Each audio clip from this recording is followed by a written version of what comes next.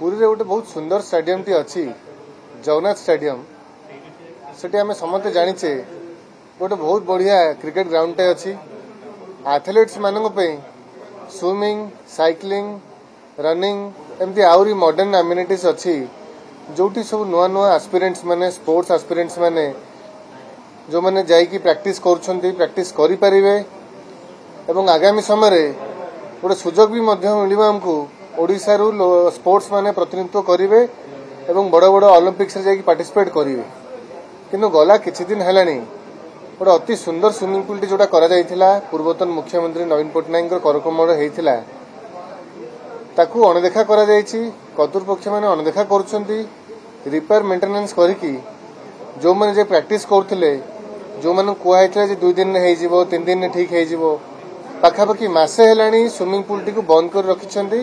Repair maintenance नाम नहीं कि एवं सेतिपई आमे कहूछु आज ये 0 आवर मध्य मु क्वेश्चन टी उठेछि सरकार दृष्टि आकर्षण करिछि आपन जरिया मध्य मु जिलार जो प्रशासनिक अधिकारी मानकु कर्तृपक्ष मानकु कहूछि ताकू तुरंत रिपेयर करा जाऊ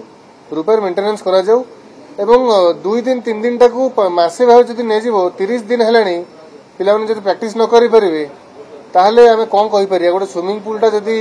अणदेखा करा जाउची ताले स्टेडियम री अवस्था टी कोन हबो एवं एते टका खर्च होई स्टेडियम टी हेछि एमिति अणदेखा न करा जाऊ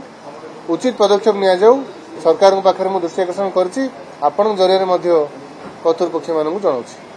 बहुत बहुत धन्यवाद।